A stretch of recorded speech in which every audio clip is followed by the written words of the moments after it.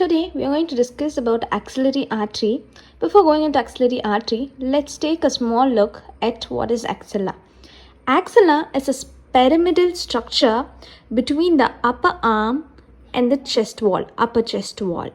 It has four surfaces: the anterior, the posterior, the medial and the lateral surface, apex and a base. Apex is upward and is medial by the root of the neck.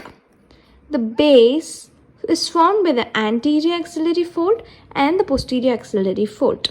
It is formed by major muscles like your pectoralis major, your pectoralis minor and all that, and posteriorly by teres major. Looking at the contents of axilla: axillary artery, axillary vein, brachial plexus, axillary lymph node, your long thoracic and intercostobrachial nerves, axillary fat and areolar tissues are the contents of the axilla.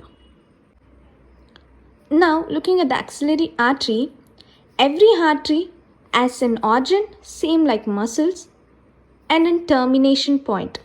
Origin point and a termination point. The origin of the axillary artery is the outer border of first rib. Axillary artery, it is a continuous branch of subclavian artery. I think you all remember what subclavian artery is. It is in branch from the arch of aorta. The subclavian artery continues as the axillary artery from the outer border of rib and terminates in the lower border of teres major muscle. Axillary artery is divided into three parts by the pectoralis minor muscle, which is passing across this artery. It is divided into three parts based on the pectoralis minor. The first part is between the outer border of rib and the upper border of pectoralis minor. This is the first part or the superior part.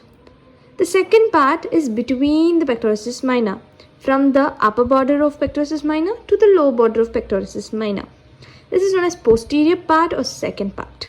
The third part is from the lower border of pectoralis minor to the lower border of teres major.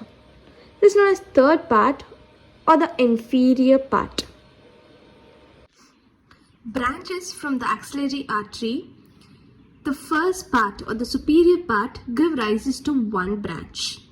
The second part or the posterior part give rises to the two branch.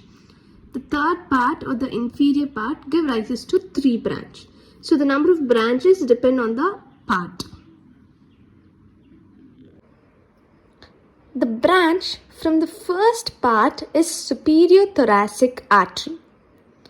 The branch from the second part are thoracoacromial artery and lateral thoracic artery.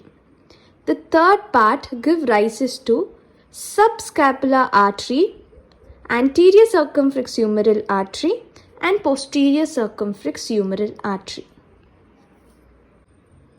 Now, this is the axillary artery starting from the lower border of first rib and terminates and runs down to the lower border of teres major.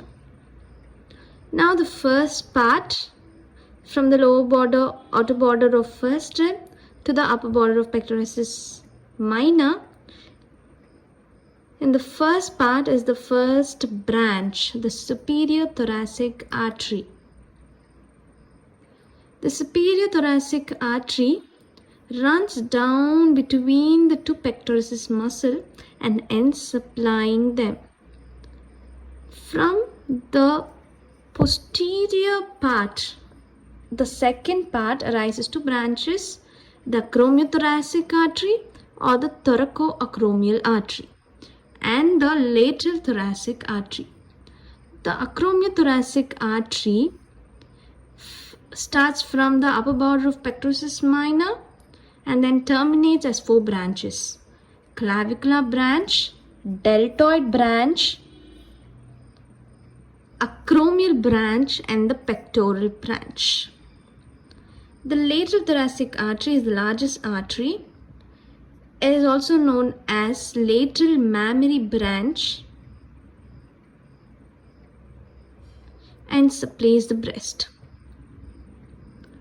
From the third part, the subscapular artery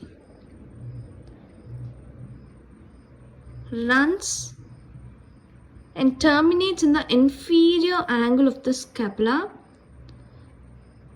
Further, it supplies the scapula and the muscles like latissimus dorsi and serratus anterior. The mnemonic for the axillary artery branches are screw the lawyer, save a patient. Circumflex humeral arteries runs at the intertubercle sulcus of humerus, supplying the surgical neck of the humerus, the head and the shoulder joint, and also supplies the deltoid muscle by forming anastomosis.